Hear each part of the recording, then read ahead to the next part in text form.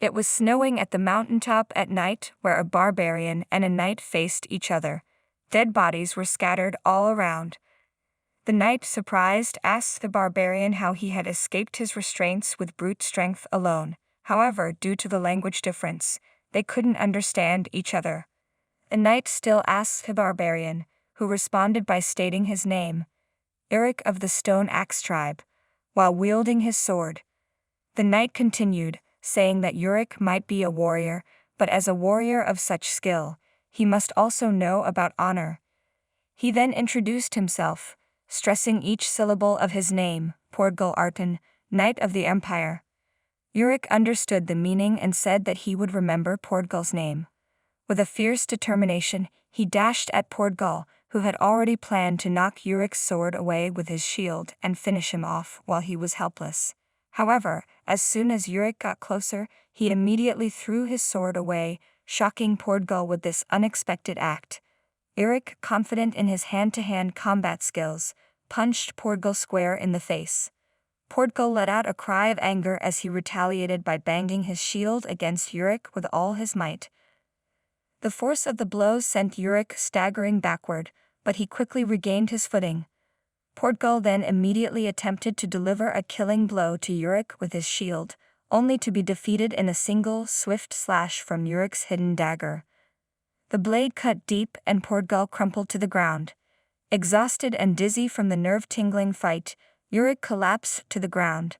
Breathing heavily, he looked up at the beautiful sight of the starry sky, the cold air filling his lungs. The snow continued to fall gently around him, and for a moment the harshness of the battle seemed to fade away. Uric's mind drifted as he lay there, reflecting on the fight and the warrior he had just defeated. He knew he had been pushed to his limits and the victory had come at a cost. As his vision blurred, he took solace in the serene beauty of the night, allowing himself a brief moment of peace amidst the chaos. An old shaman told Uric that he would become a great warrior, but Uric did not believe in stuffs like shamans or fortune-telling. The shaman kept talking as she took a puff from what she is taking. She said that she saw a vision of him in a nightmare becoming a warrior of light. But Uric does not take the shaman seriously, to which she threw a pebble at him, to which he left right away. The shaman then asked if he is going hunting with other warriors of his age, that the chieftain's son is going to be jealous, to which he retorted that he is not going to fight with him over the spot as chief. However, she warned him that others are not thinking the same way, because Uric's name comes up a lot when discussing the next chief, to which he said that he does not want to be the chief, and there's no one to make him do it. He later met with the other warriors, of which one of them asked him if he is back from visiting the shaman again, to which he replied that he would not be able to sleep well if the shaman dies alone, so he had to check every once in a while to see if she is fine. Meanwhile, the warriors were worried about the fact that they are going up to the Sky Mountain Range again, as the world beyond the mountain range is filled with souls, so they are concerned that if they cross the mountain range, then they might not be able to come back. Uric then replied that the chieftain's son recently caught a wolf, the size of a calf, so they have to go up the mountain range if they want to catch bigger prey than that, as they cannot let themselves fall behind. He also added that even the adults would go to the base of the mountain range, so they would just hunt around there as well. He even teased them that if the other warriors do not want to, then they are cowards. The warriors all got riled up as they do not want to be called a coward, to which they all head towards the Sky Mountain Range. After climbing for a while, they were still unable to climb up halfway. Uric wondered what is beyond the Sky Mountain Range, and if a world for the deceased really exists like the shaman and elders said. He wondered if they would all become souls when they die and fly over the Sky Mountain Range. Vold, one of the warriors with Uric, asked him if he really has no thoughts about becoming the chieftain. However, he is not interested, but he just hates how the chieftain's son acts like he is special when he is not. This is the reason why Vold and others wanted Uric to be the chief. Vold kept teasing that if the chief's son became the chief, Uric would not listen to him. Uric did not give him a clear answer, to which they kept moving. However, Yurik suddenly felt something was wrong and he immediately yelled that everyone should get down. The moment those words came out, a barrage of arrows fell on the warriors, hitting most of them.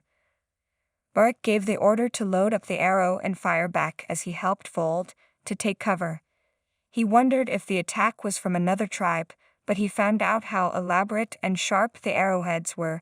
He had never seen something like that before. At the time, a fully armored man gave a silent order of attack to his men who moved stealthily in the mountain range. Yurik observed and discovered that the enemies have longer range than them and have the high ground. He looked at his fellow barbarians who were injured. He thought about the fact that he was the one who said that they should go deep into the mountains, so he had to take the responsibility, to which he asked Vold to take the wounded and go back down first, so that he would hold the enemies off. Vold did not agree, as he claimed he cannot leave him behind as they are sworn brothers. However, he told them that it would be better for him if they were not here, so they would not get in his way. He insisted that saving his brothers is also important, to which Vold reluctantly agreed, but he told Yurik that he must come back alive, who then replied that the shaman said he would become a great warrior, which means this is not yet his time, as he proudly called out his name. He immediately took cover behind a huge boulder as he couldn't figure out the exact location of the enemies, so he decided to throw his spear and then approach as quickly as possible. As soon as he came out of his hiding, the enemies shot a rain of arrows at him, to which he also sent his spear flying at the direction, which hit one of the enemies, to which he dashed towards the source of cry. On getting there, he saw a group of men dressed in full armor and could not even understand the language they were even saying. These are the humans beyond the mountains. He asked if they came from the other side of the mountains, but they did not understand what he was saying, to which they decided that he is no ordinary fellow, so they wouldn't let down their guard. He didn't understand what they are saying. He had made up his mind to deal with them since they have injured his brothers. At that moment, the fully armored knight Sir Portgal asked his fellow knights to lower their bows. The other knights tried to discuss with Sir Portgal that they should shoot the barbarian down, but he insisted that they should capture the barbarian alive, that he would make a good present to his imperial majesty to commemorate the discovery of a new land. Yurik seized up his opponent, Sir Portgal, considering the fact that his entire body is covered in iron plates. Sir Portgal threw his shield away, as he is not scared of the barbarian's axe, saying that it can pierce the armor. Yurik noticed this gesture as well. He knew that knight has quite the confidence in his armor. As they got ready for the battle, Sir Portgal held his blade backward, which is the Empire's swordsmanship blade holding, but Yurik felt insulted by this act, thinking that he was being looked down on. He could see that they are trying to capture him alive. Sir Portgal charged at him, to which he retaliated by flinging his axe into the visor, nicking him on his forehead. Sir Portgal was totally shocked by the accuracy of the axe, which got wedged in his visor. He was shocked by the fact that a mere barbarian could think of such strategy. He got enraged and attacked Yurik by striking his blade handle at him, which he dodged and gave him a kick on his face, sending Sir Portgal flying backward. Yurik wanted to deliver the killing blow, but was stopped by other knights who fired their arrows, to which one of them hit him squarely in the back. With lightning speed, they immediately strangle him with their ropes until he blacks out, so he would stop using his strength. Later in the night, he woke up from his blackout. He saw the knights taking some warmth from the fire they made, wondering if he could survive until they got to the Imperial Majesty. Yurik was totally convinced that they are really people from beyond the mountains. The knights tried to hurry up in setting the camp before Sir Portgal comes back from collecting fuel. As he struggled with difficulty to get up, he realized that there is a different world of humans beyond the Sky Mountain range, and it's not the world for the souls of the dead like what the shamans had said. He felt that he is going to freeze to death. He immediately tried to escape from his restraints. Meanwhile, the knights looked at him snickering, to which he suddenly got up all of a sudden, to which he began to walk toward them.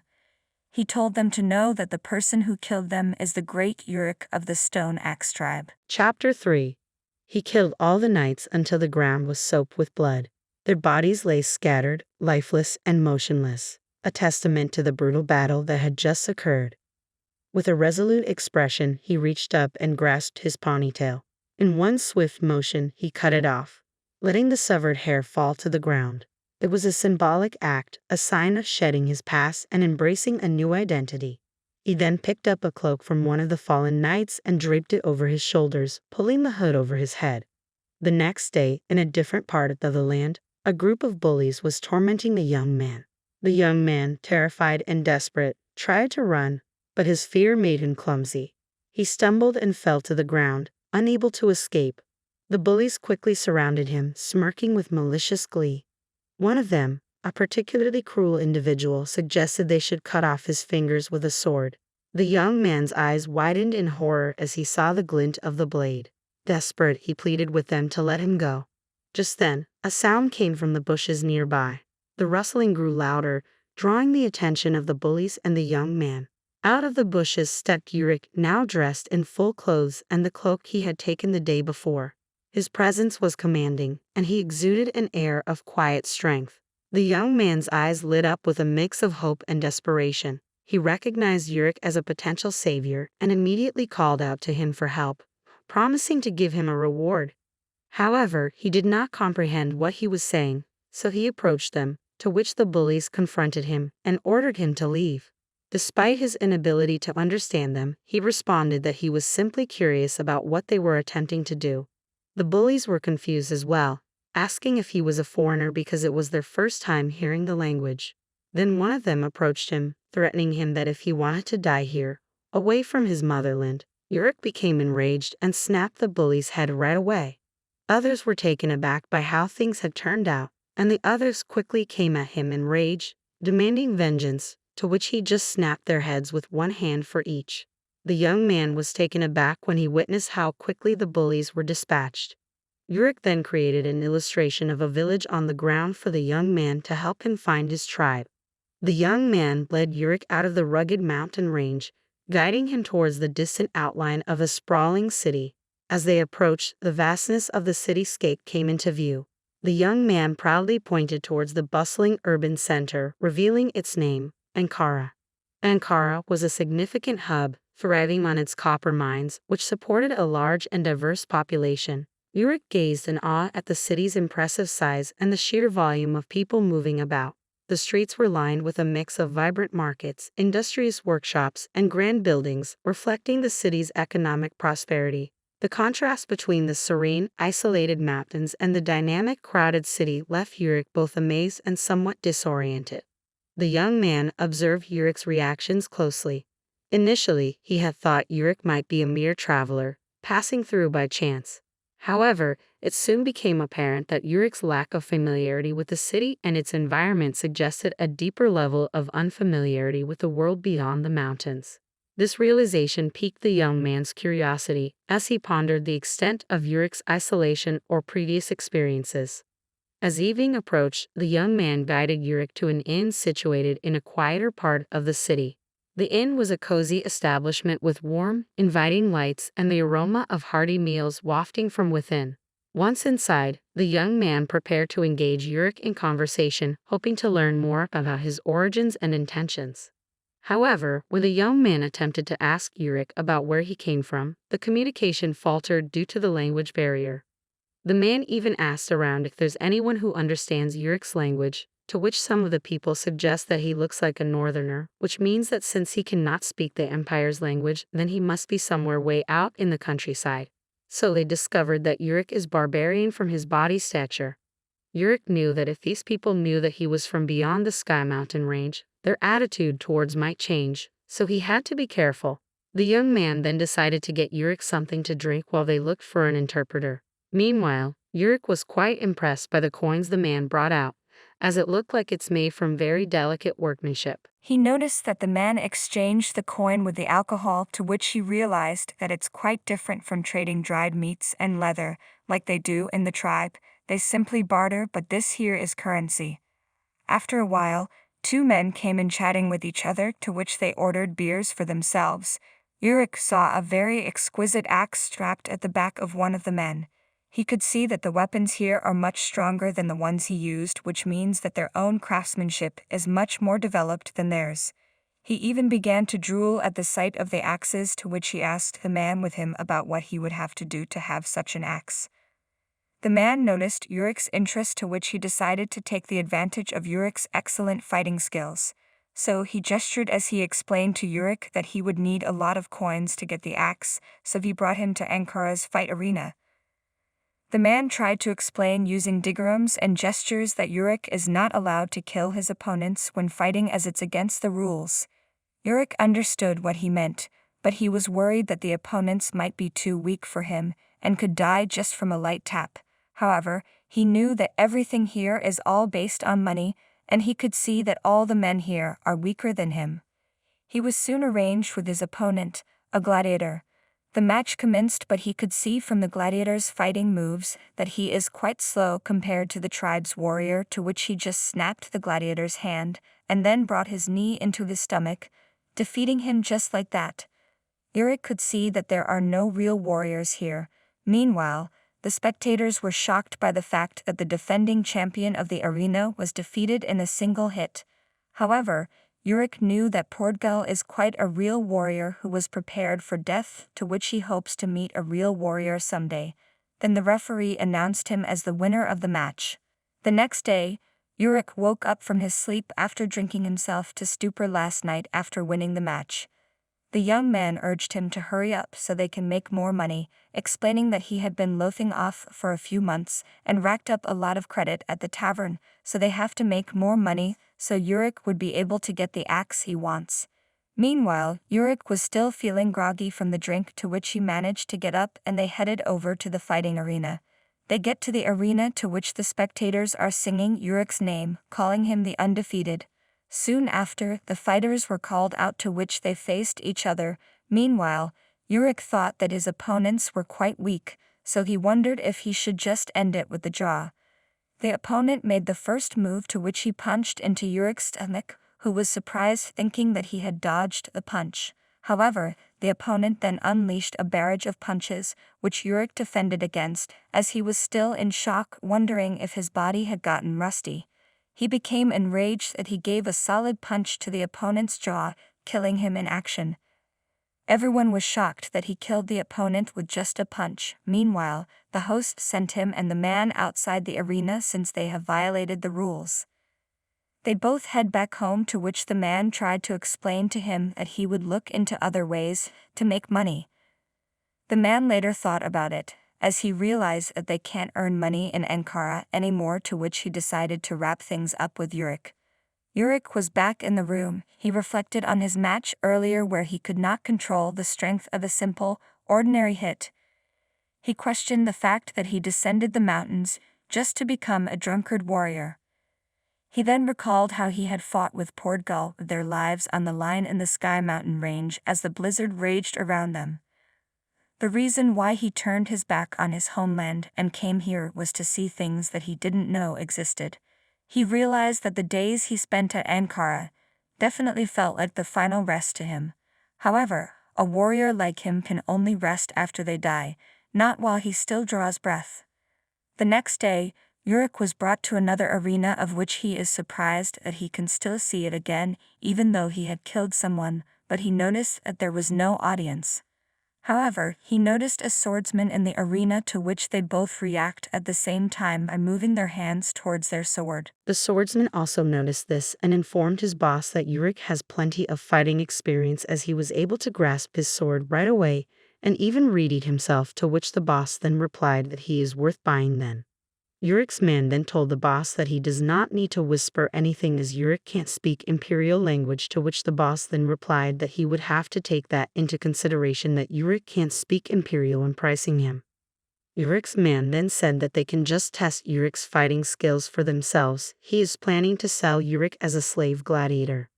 Urik and the swordsman both held wooden swords to spar. The swordsman made the first move as he wielded his sword at Urik, who just simply took the sword from his hand and then gave it back to him. The swordsman was shocked by what had just happened. Urik then threw his sword away and beckoned to him to attack. The swordsman got enraged and attacked again, but was easily dodged by him, as he said that he would like to stop all these childish games, as he had held the weapon with an edge ever since he was 5 years. The boss then stopped the fight as he said that he did not need to see any more proof, to which he began to negotiate with the man that brought Yurik. Meanwhile, Yurik noticed something and immediately charged at the man that brought him and then proceeded to cut off his hand that held the gold coins. The man yelled out in pain as he asked Yurik what he was doing. But to his surprise, Yurik spoke in imperial language, asking the man whom he called Donao to open his mouth so he could cut his tongue.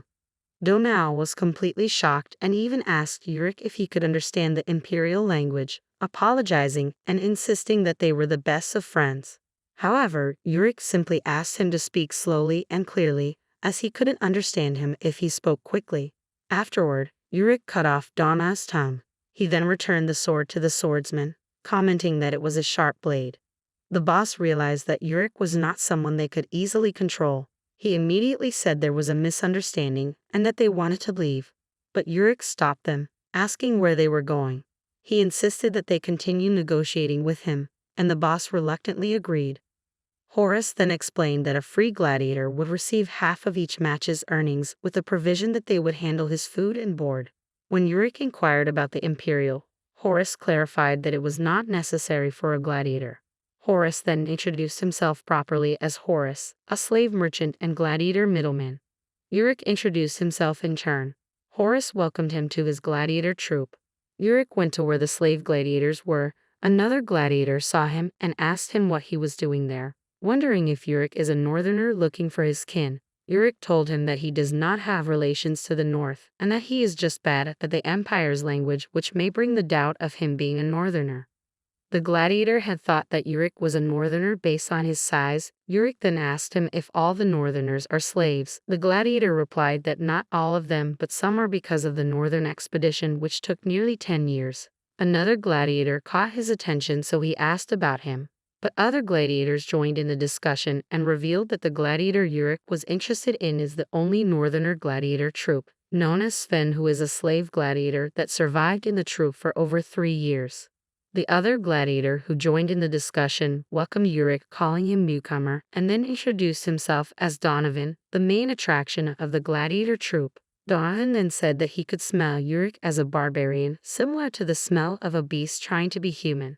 Yurik then replied sarcastically, saying that Donovan is quite good at spotting scents, who then explained that when he left for the barbarian subjugation, he had met countless barbarians like Yurik. Yurik then mocked him by repeating what Donovan said, but in a funny way, and then asks if it's his turn to introduce himself likewise, because from his experience, people like Donovan insult people with their tongues too much, more of words than action. He then taunted Donovan, saying that he could do this because his head is attached to his body after talking.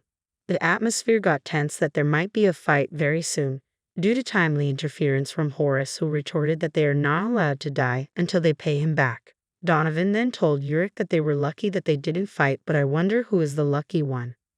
Yurik claimed that his payment of 800,000 sil is quite cheap for him to be fighting with his life on the line, to which Horus told him that if everyone earned all of their share just by putting their lives on the line, then everyone will have to be filthy rich. He later met with Sven as they were arranged to fight as a team. Sven tried to give him some friendly pointers that it would be best for Yurik to put on a chest plate and helmet. Yurik replied that it would just make his body more heavy. They got to know each other. Sven noticed that Yurik had a good sword, especially from the one made from imperial steel. Yurik asked what he meant by imperial steel. Sven explains to him that it's iron that the imperial family has a monopoly on, and it's exceptionally stronger than regular iron, which is the reason why people call it steel. And those weapons are exclusive property of the Empire's knights, so it's quite difficult to even see one. This was how Yurik got to know that Portugal was an imperial knight. Meanwhile, Donovan, who was by the side, overheard the discussion, did not believe that's a real imperial sword, thinking that Yurik is being scammed. However, Yurik only looked at him and did not give him any response. Sven later asked Yurik where he was from, as he doesn't look like he was born and grew up in the Empire, to which Yurik told him that if he told him where he was from, he would be so shocked that he could faint. They both head over to the arena. There was a lot of excitement from the spectators. The reason was because the citizens of the Empire rarely go out to war themselves, so they get excited for blood. They picked their opponents, each to which Yurik's opponent felt that Yurik must be full of himself that he came out with only a single sword, whilst the opponent's defense was quite tight with the helmet and shield he had on. Yurik noticed this, but still charged towards at an insane speed and then suddenly jumped very high to the sky as he aimed at the opponent, who was stunned by this set of moves. And without any further ado, Yurik eliminates the opponent with just a single heavy stab into the chest, saying that is the reason why armor makes body heavier, and that would make one react slowly. People in the arena were shocked and thrilled at the same time. Many people thought he might be an acrobat or circus performer because of how high and perfectly he jumped. The crowd couldn't get enough of it, and their voices mixed into a cacophony of shocked screams and cheers. Yurik looked at Sven, who was standing nearby and acting calmly. He was very aware of what was going on. Yurik decided to offer Sven a hand because he saw that Sven wasn't involved in the fight yet. He asked, "Do you need any help?" His voice was a mix of worry and interest. Yurik didn't understand why Sven seemed so carefree, as if he was inviting his opponent to hit him without even putting up a defense. Sven, who was holding the huge two-handed bat'leagues, seemed strangely uninterested in the fight that was about to start. Yurik noticed how different their weapons were. The battle axe was strong, but it was hard to control compared to the one-handed sword's speed and accuracy. According to Yurik, Sven's fight was going to end soon. He thought the next big move would decide it. At the start of the fight, Sven's opponent lunged forward with a sword to get closer. What happened next shocked everyone in the room to silence. Sven moved so quickly that it was unsettling, and he swung his bat'league so smoothly that it didn't look like it was heavy. He killed his opponent with a single clean blow that left no trace. The people in the crowd let out gasps and murmurs of shock as they tried to figure out what they had just seen. With a smirk, Sven spoke to Yurik, but his tone was a bit dismissive and amused. "It's not very early for you to be offering help, Rat," he said in a tone that was both funny and rude. Sven's words had a tone of superiority that showed a deeper side of his personality. He looked at Yurik's youthful energy and enthusiasm with an amused affection, maybe because he saw something in him that reminded him of his own son, who had died when he was young. Sven was worried about the age difference. He couldn't help but think of Yurik, who looked to be 17 or 18 years old, as someone who was a lot like his own son if he had lived. Yurik could see that Sven has skills and guts, so he wondered why he was living as a slave. The spectators began to cheer in Yurik's name. Donovan had thought that Yurik had a death wish when he asked for a 1v2 fight, but he actually won. Yurik later met with the first slave gladiator in a tavern who said that Sven is quite special and that if Sven felt like it, Horus would welcome him even if he negotiated to be a free gladiator, but he chose to stay as a slave, and that from what he heard, Horus saved his life when he was adrift at sea, on the verge of dying. Since Horus treated him and even gave him a place to fight, this was enough reason for Sven to swear his loyalty to Horus as a northerner. The gladiator then asks Yurik if he knows about the Hill of Swords that the northern warriors go to when they die. Hill of Swords is the place where the great ancestors and warriors waited. It was a heaven where they could eat as much meat and drink as much alcohol as they wanted and fought to test each other's skills. Northerners were the most afraid of dying of a disease or in an accident because they believed that only warriors who died in battle were allowed to go to the Hill of Swords. This was not too different from what Yurik had heard from the stories in his motherland, as the elders believed that beyond the mountain range was a world of souls. However, that was wrong because this place where Yurik is presently, beyond the mountain range, is also a place where people live. This made him wonder where do their souls go when they die, so he asked the gladiator who was more civilized about where he would go when he died. The gladiator then showed him a necklace with the sun emblem, to which he replied that his soul returns to Ryu, the sun god, and then he will be reborn. The gladiator then added that it would be safe to say that all the empire's citizens are soul believers, including the kingdoms that belonged to the empire followed their lead, and also made soul their national religion. He even asked Yurik to convert to Sol. Meanwhile, Yurik claimed that since he believes in the sky, and the sun is part of the sky, then that means what he believes in is bigger. The gladiator only laughed it off, saying that everyone is free to believe what they want. He then finally introduced himself as Bachman.